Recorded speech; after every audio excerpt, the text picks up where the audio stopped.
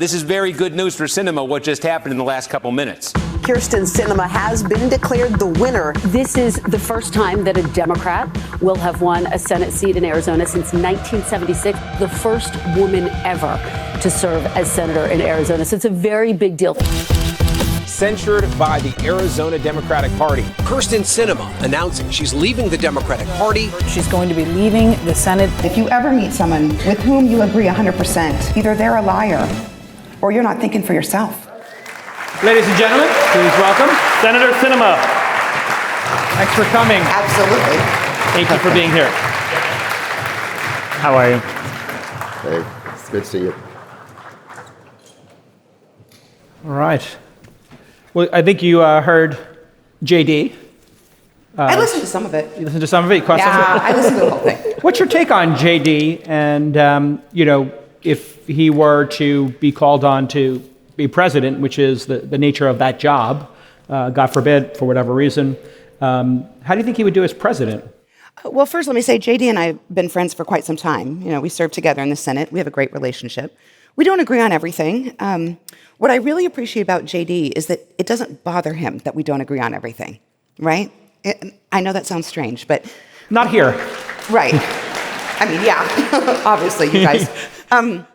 There's this thing that I think is kind of disturbing that's happened in American politics. And it's this idea that you either have to agree with someone 100% of the time or they are your mortal enemy and must be destroyed. Right. And the two parties actually talk about each other in this existential threat way, right? The only way the country will be safe is if we completely eliminate the existence of the other party. But if you think about that, that's actually incredibly dangerous, right? Yeah. It's incredibly dangerous. To have one party? Yes. Yeah, it's called China and Russia. Exactly. That's exactly right. So what we really want in this country, what I really want, is a robust marketplace of ideas. And not only the idea that you can tolerate that someone else has an idea different than your own, but that you can welcome the idea that someone has a different idea than your own. Because you might, I know this sounds crazy, learn from that other idea and over time change or grow your opinions. It's an opportunity. Yeah. And so that's one of my favorite things about JD is that he and I have areas where we share opinion very closely, and we have areas where we don't share the same opinion. And it's not a problem at all. We're both comfortable with the idea of difference of opinion. I think that's core to the idea of who you want in a leader. Why has that happened? So why have we found ourselves in a place where we are intolerant of the other party's ideas and we are intolerant of members of the other party? Well, what's driven this change? I will say that the term "we" doesn't apply to me, obviously. Because when people told me to do that, I was like, yeah, no, I'm not going to do that at all. And they were like, you're excused. And so, right. And for those who don't know your background, you left the Democratic Party. That's right. And as a sitting senator. Yes. Right. Yes, that's right. Yeah. Because I think you should have your own opinion. I'm pretty straightforward. Yeah, and so how does that phone call go? Do you call Chuck and say, "I have something to tell you," or actually, more importantly, joking aside, how did that evolution happen for you? So you're in Arizona, you start out as a clear Democrat, that wins you the. Actually, so Turn Back Time, great song. When I first ran for office, very young, in my 20s, I ran as an independent. Right. And I came in dead last, yeah. And then I re-registered as a Democrat, ran for the same office, came in first. And then you fast forward. Changed nothing. Meaning in terms of what you said? My hair changes all the time, but apart from that, nothing changed. Nothing changed, right? So re-registered as a Democrat, came in first, served in the state House for 6 years, served in the state Senate for a term, ran for the U.S. Congress, won a competitive district, slightly more Republican than Democrat. I won. I served in that seat for 6 years, ran for the Senate, became the first woman ever to win a Senate race in Arizona. More importantly, I was the first member of, at the time, the Democratic Party in over 30 years to win a Senate seat in Arizona. But I was never a traditional Democrat, and those who've known me for a long time have always known that I just am not interested in fitting into a box and never have been. And so I've always been me. There came a point where me being me no longer fit within the Democratic Party. And they were really uncomfortable having me in the party. And so I made it easier for them by leaving. And it made everyone happier. I was a lot happier because I was being more genuine. But But what does that mean? Can you just double click into you being you? What is that made them so uncomfortable? Well, I'll give you an example. My first vote in the United States Senate was a vote on the issue of Israel. And I got a call from, at the time, Minority Leader, Chuck Schumer, and he asked me to vote no on the measure. And I said, well, there's zero chance I'm voting no on this measure. This is a vote to stand with Israel. Like, the chance I vote no is a hard zero. He was like, this is partisan, and we got to be a unity, and I'm not going to share the details of that conversation, but it was a partisan conversation. And for me, I was like, I'm confused about the nature of this conversation, because the idea that I'm going to change my vote because someone else wants me to is never going to happen. Right. The only thing that would cause me to change my vote is to get new information that changes the calculus for my decision, right? Because that's a sign of growth and learning, is if you get new information, right? There was no new information. It was just a party vote. And I said, yeah, well, I don't need to go to the party. Like, I'm going to vote the way that I believe. And for me, that didn't seem like a particularly important moment. It's just how I am. But that was problematic for other people. Is there a lot of pressure in the way that politics happens on the ground, which is a lot of you in the Senate may come to a conclusion or an opinion, but before that vote is cast, there's just, on both sides, tremendous pressure to reassign whatever you underwrote. It almost, hey, it doesn't matter. Now we got to toe the party line. Is there a lot of that? Yeah, I mean, the biggest example of that would be what I think is the most important vote I've ever taken in my entire life, and that was the vote to protect the filibuster. The pressure around that vote was severe.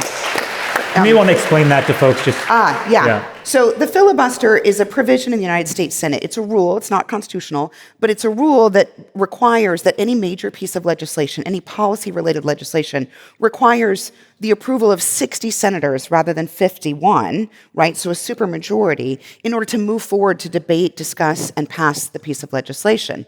Now, there's some people who hate the filibuster because they like to have all the power when they have the power, and I think it's very dangerous to eliminate the filibuster. The filibuster is like a control mechanism that keeps the Senate from ricocheting back and forth between the wild edges of the political pressure from either party.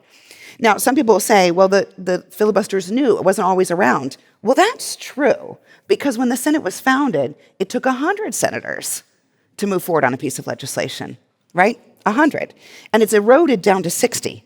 I believe it would be very dangerous to eliminate that and allow it to be a simple majority. The Senate would become the House, and for God's sake, I served there for 6 years. There's a reason I went to the Senate, right? The idea is that the Senate is a place that represents all of the views of the country, including areas that are rural or small or have been left behind. Minority opinions must be protected and celebrated in the United States Senate. But there was intense pressure to eliminate the filibuster. Now, the thing that's interesting is that pressure had zero impact on me. Yeah. Like zero. None. And people thought it was going to. They were like, oh, we're going to get her. We're going to get her. And I just was like, sure, I'll go to every meeting you'd like. And I went to every single meeting. I listened to everyone. No one ever gave me any information that led me to think it would be a good idea to get rid of the last vestige of bipartisanship in the United States Senate. Is there knowing what you know now, is there a path out of this? I mean, and how much more toxic has it gotten over the years? And why? Yeah. We didn't get to the why. Like, what's driven the extreme partisanship, the inability to have dialogue, the lack of the idea cauldron? Like, what's Well, it going has on? gotten a lot worse. I mean, I've been doing this for 20 years, and obviously started in elementary school, but I've been doing it for a long time, and it has gotten much more severe, much more partisan. There are a number of factors for that, but I think a large part of it is that we as Americans, all of us, are choosing people who agree with us 100% of the time because it feels good, even if those individuals don't get shit done. Like, they don't return any results, but they will make a TikTok telling you how your view is so right. And it's now become out of favor to support someone with whom you agree with only 60% of the time. When the reality is that if you find someone with whom you agree with only 60% of the time, they're thinking for themselves, and so are you. But if you find someone with whom you agree with 100% of the time, Either they're lying to you or you're not thinking for yourself. And those are two very dangerous things, both very dangerous. So it has gotten more and more extreme because our political system rewards those who say the things that are not true in order to get the applause and the likes and the support, money, etc., and punish those who say the things that are true but are not everything you want. And does that mean that democracy eventually dies? No, I don't think so. Our country's been through much worse. I mean, we had a civil war. I do think it gets worse for a while before it gets better, And to Jason's question, how does it get better? Well, I think it gets really bad. And then when it gets pretty bad, people are like, oh, shit, we got to do something. Like, this is our only country. And then, it kind of comes back. Is that this moment now? Yeah. No, I don't think we're there yet. What play out the scenarios here? Kamala wins, Trump wins. We spend another $8 trillion in debt, and how many more cycles can we do that? Neither party cares about debt. Neither party cares about Tell debt. me about Let's it. be honest about that. Well, but big spenders on both sides. Yeah, but which means it's going to happen. So we're sitting here maybe 2 more cycles from now, and we've put another $15 trillion down, on this. And then when does it break? What is the impetus to make that change? When does it break down? When do we hit rock bottom? I'm not sure I know the answer to that. And anyone who tells you they do is probably lying. Well, what are the possibilities that you see from inside the machine of this really breaking? Yeah, there are some challenges ahead, right? I mean, Congress spends like a drunken sailor with no thought for the future. We are running to the tape on being able to fund things like Social Security and Medicare. And Congress is doing nothing to solve it, right? There's actually a little coalition of us who are trying to solve those problems. Senator Cassidy, Senator King, myself. And when we went to go talk to our colleagues on both sides of the aisle, they were like, no, let's wait till after the election. Yeah, that's totally going to make it better, right? Like, things are going to be totally good after the election. Like, they're just putting off that which is uncomfortable because the solution to those fiscal problems requires sacrifice in the short term. And elected officials are not willing to sacrifice anything in the short term because it means that they may not get reelected. And if their number one goal is to survive, then they're not going to make the hard decisions. Can we talk about that for a second? Yeah. Can you just explain to us the underbelly of politics, the money in politics, the people that you have to spend time with, how the money cycle works? How did you feel that pressure, if at all? Even if, I'm not saying you responded to it, but maybe just to explain to it. Well, it does take millions and millions and millions of dollars to run for office. I mean, a Senate seat in Arizona is like, what, $150 million? So you do need a lot of help. Sorry, to win a Senate seat, it's $150 million in Arizona. In Arizona, but there are some states in which it probably costs, way less because it's not competitive. But in a competitive state, it's going to be very, very expensive. But look, there is always pressure to raise the money, but you can go about it however you want to go about it. Most people go about it the easy way, which is to just kind of follow the line that the party is given, and then the machine lines it up to give you the money. If you choose not to follow the line, then, which is the path that I took, then you have to find folks who are also unusual and don't fit easily into a party line to help and support you. That's a very important thing you're saying. So essentially is, if you conform, which means that in those times where you get the phone call, you have to basically toe the line, otherwise the money spigot stops. Yeah, is that right? Or no, is it not that drastic? I mean, it was that drastic for me. After the filibuster vote, everyone was like, we hate you, clunk. And I was like, right, but I am protecting democracy, so call me back later. Click. They have not called back. That day's coming, guys. So the way you're framing it, though, I think is maybe not exactly correct, because what you're saying is you have to do the party line thing in order to stay in. The thing that I think it's important to remember is most people want to do the party line thing. Right. It's not like they're sitting around going like, oh, I really don't want to vote this way, but I really feel like I have to save my career. There's this thing about being part of the club. People want to be part of the club. And so it's not like the thumb is, being pushed down on lots of people to get them to do a certain thing. They're doing it because they're part of the club. Does that make sense? Right. It makes sense. I don't understand that. Me either, obviously. But I get it. So first of all, I want to say that I wholeheartedly agree with you about the need to have a free marketplace of ideas where people can debate these issues without any fear of reprisal. And I think it's sentiments like that made me support you as when you were a senator and a Democrat. People may be surprised to find out that actually we co-hosted an event with you a few years ago, because I look for opportunities to support Democrats when I can, when they're independent-minded. So I ruined that one for you, David. I always appreciate that about you. So, We had thank breakfast. you for that. Yeah, that's exactly. We had breakfast. I want to go back to the first year of the Biden administration, 2021. And I don't know if people remember, but that whole year, domestic politics was roiled by a piece of legislation called Build Back Better. This is a $4.5 trillion spending package.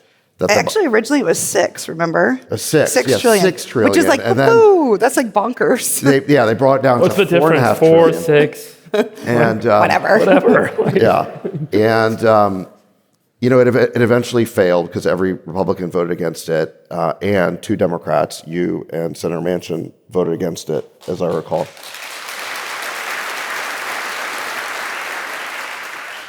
The thing that always seemed really crazy to me is, beyond just the sheer amount of the spending package, which now everyone looks at the deficit and the debt and they're like, it's already crazy enough as it is without that having passed. Imagine if it did pass. Yeah. So our economy. Can you imagine? Yeah, it would have been a total Bonkers. disaster, I think. But the amazing thing to me was that we had this year-long debate in Washington, and they never just came to you and Manchin at the beginning of the process and just said, what are you guys willing to do? Because you were the swing votes, right? And instead, they spent a year pushing for this thing. Yeah. And then I guess they expected to kind of jam it through at the end, put enough pressure on you to vote for this? I actually had this discussion with Schumer and the White House in the summer of 21. So I'm sure all of you remember all of this, because this is what you do in your lives, is think about the work that I'm doing in the United States Senate. But in February of 2021, after we passed a big COVID package, which, we passed a pretty sizable COVID package. I was worried that it wasn't paid for. I was worried about the impact this would have on the economy. Turns out all that was right. I went to Schumer right the day after that and said, look, I know that you want to do infrastructure next, and I want to do infrastructure because infrastructure is really important for the future of economic growth and competitiveness in our country, but I want to do it in a bipartisan way because that's what we should be doing in the Senate. And he said something to me along the lines of, we'd love to have the Republicans with us. If they'd like to come, that'd be great. And I was like, well, so my idea of bipartisanship is a little bit different. It's more about the sit down and work together and create something together and then have a product that you put up together rather than just building it and asking someone to come and jump on your train. And so, people just kind of patted me on the head. And I went out and started working with Rob Portman, who has since retired. But let me tell you what, super smart, very nerdy, great with a spreadsheet, right? I was like, that's my guy right there. And so Rob and I began working quietly, just the two of us, doing nuts and bolts of how to build an infrastructure plan. After we gained some steam, we began inviting others. So it ended up that we had a really carefully curated group of 5 Dems and 5 Republicans, all moderates and conservatives, working on infrastructure. And we got to a place where our infrastructure bill was going to go. You all may recall, we actually got it done, and it was paid for. But while we were almost at the point of voting on the infrastructure package, that's when the White House unveiled Build Back Better. And I actually put out a public statement, which is very rare for me, saying there's no way I'm going to vote for that package because it cost $8 bazillion and it was irresponsible. And they were so pissed off. They're like, why did you say that? I'm like, well, I think it's important for everyone to know that there's zero chance I vote for that. And I want to say it now so that I don't get jammed later, right? Because I would rather disappoint people today rather than disappoint them the day of the vote. I want them to know I will never vote for this. And the pressure just grew from there. Didn't work, obviously, because there was zero chance in which I was going to vote for $4.5 trillion of new taxes, many of which are being debated right now in the presidential campaign and which are bonkers. And so I said no. I said no early on. So I did start engaging with the White House after that. And they said, well, what would you vote for? And I said, here. And I created a spreadsheet. And I said, here are all the tax policies that you're interested in. Here are the ones that I'm willing to consider. It was a small list. And they just didn't believe me for a long time. It took a year. It took about 14 months. 14 months later, they believed me when I said, here are the policies I will support. Here are the ones I will not support. But it took 14 months before people believed that I meant what I said about tax policy. When JD was up here, and thank you for that work, by the way, and that independence. It just strikes me before you move on, Jason, that we could have avoided so much rancor over the first 1 to 2 years of the Biden administration if they just listened to you. Because reality. You were trying to find... That's what I said. You were trying to find... it was close to a 50-50 Senate, or I guess it was a 50-50. It was 50-50. It was 50-50. Right. So it's not like President Biden had an LBJ-like mandate to push through massive new tax and spending programs. I did point that out a few times. And so in any event, it's always seemed crazy to me that they didn't listen to you and they didn't try and find that bipartisan compromise very early on. We could have avoided, so much of this, again, the rancor. But here's the thing, David, and then I want to get to your point. But look, both parties do this, so I don't want it to sound like I'm just shitting all over Biden and Schumer, because look, when Trump was president and he controlled all the chambers, he did the same thing. So there's no purity here, right? When one party has total control, they overuse it. That is what happens, because when a party gets power, they think they're going to have it forever. They overreach, and then the system corrects. And so one might suggest, just maybe suggest, that a small amount of humility would help here. To think that perhaps when you do have power, you may not always have power, and that it would be good and it would serve you well to always consider other people's positions, minority positions, even if they're not the same as your own, because there will come a time when those individuals have the power. And that perhaps if you're interested in having some stability and predictability in our country, that finding that more moderate ground is always good, regardless of which party's in power. That's very unpopular, what I just said. I'm curious, when we look at this two-party system, if there's a way out of it and to maybe create a little bit more choice for and a little bit more competition and have a viable third party. Sachs, you explained in the last panel how, Kennedy to Trump and, Cheney to Kamala, it's very strange times we're living in, and most of us don't feel that either party represents us fully. Amen. Sachs doesn't believe with these neocons starting wars everywhere, et cetera. So is it possible for us to have a viable third party? Because you seem to be also partyless. And which I'm fine with. Party of one is great, guys. I love it. Party of one, sit at the bar. It's perfect. Yes, I love it. It's great. Me too. The nice thing about being a party of one is you get to have the entire platform to yourself. If people are like, what's your party platform? Well, I made it up because it's all my ideas. Yes. It's wonderful. So, there was an attempt this year to try and create a third party option. The group No Labels, with whom I have a great relationship with and a lot of respect for, worked on it. The time is not ripe for that. That was obvious. Why is the time not right? I don't know that I can answer that for you. My assessment is that many people in America are so scared of what the other party represents and the potential overreach that comes from the other party's positions and the story that has been created that the existence of the other party is an existential threat to the future of our country. That's a story that both parties tell. I think because of that, most Americans they're dissatisfied with the parties, but they don't feel confident or comfortable enough to go somewhere else because they're not sure what it will bring. And the fear of the other is at an all-time high. I'm curious in this audience, putting this election cycle aside, how many people would like to see us have a third or fourth option, a third or fourth party? Raise your hand. Okay, that's like everybody in the audience. A lot of parties in one. What's that? A lot of parties in one. Yeah, I think more Americans. Ross Perot got 19%. It looked like Bobby Kennedy had at the peak, 15, 20%? Peaked at 18? Yeah, it does seem like, and people really wanted No Labels to put up Manchin, maybe yourself or somebody. No, I'm overqualified. Well, what's next for you? Are you going to consider running, or you want to be in the private sector? Or you just want to I'm really excited about what's happening in the private sector right now. We've got industries in this country that are really pushing the edge on what's going to ensure that we're globally competitive and innovative for the future. And I'm really excited about it.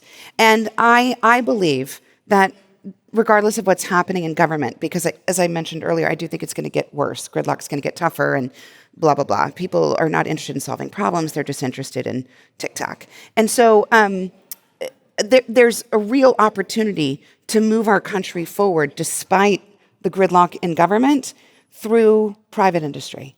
And that's where I want to work. Why are the Democrats so anti-capitalist? I don't understand, because that's where the money comes from. Yeah, I just don't understand I don't this either. bent of being so... I do not either. Yeah. I am, I'm fairly libertarian, I think, just at my base, most Arizonans are. I struggle with the idea of wanting to eliminate the private industry, because that is where the ideas come from, that's where the innovation comes from, and that's where the money comes from to fund the social programs that are important to protect the vulnerable in our country. Was built on. Yeah. This country had nothing 250 years ago, and the ability to innovate, the opportunity for entrepreneurs to build, and for people to partake in that created productivity gains and ultimately prosperity for everyone. And it makes no sense to stall it. Yeah. It just doesn't make any sense. I don't understand it. Do you, when you look at the Israel-Palestine conflict, has any of this, is this expected, the way that there's this fissure that's built in America now, the fissure that's been created in Western Europe? It's been growing. It's been growing. I'm quite close with the pro-Israel community, not just in Arizona, but nationally, because Israel is our only democratic partner in the Middle East and is one of the best partners to the United States and has been since its inception.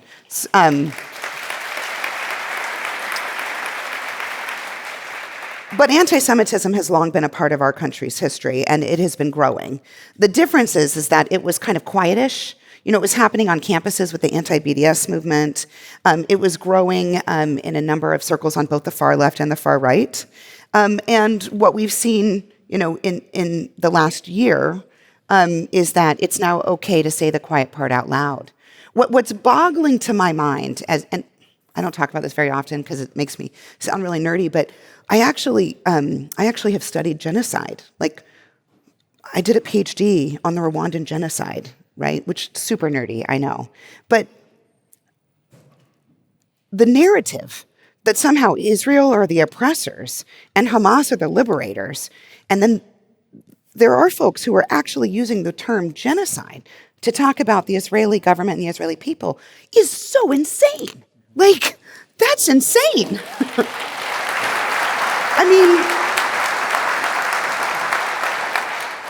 Talk about the worst form of gaslighting you can even imagine, right? It's just insane.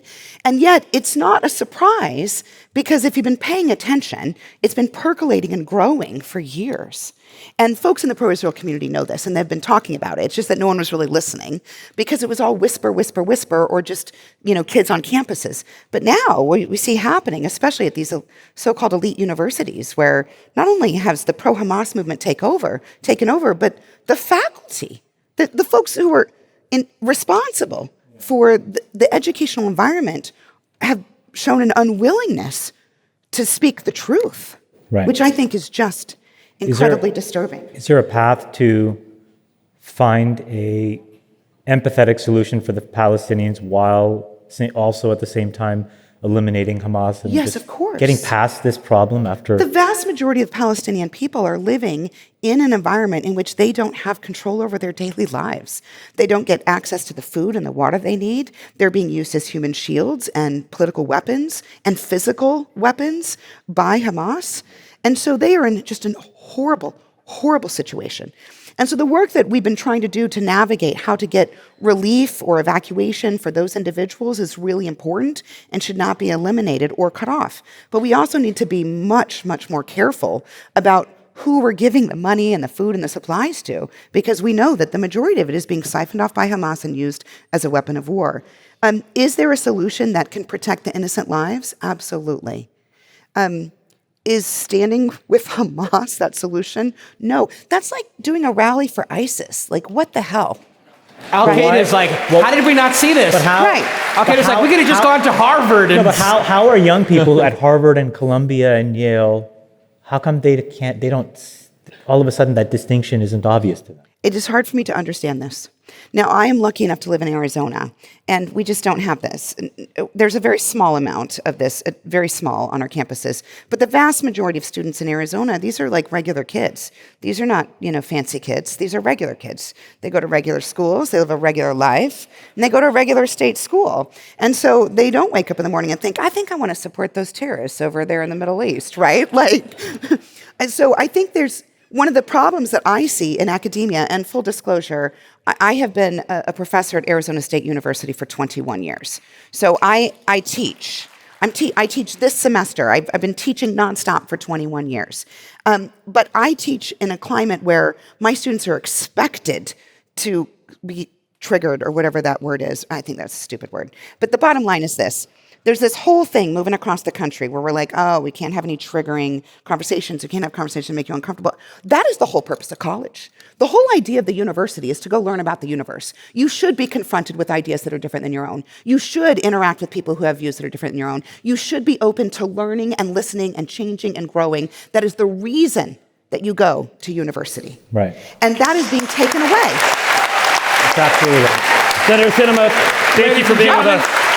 Senator Sinema.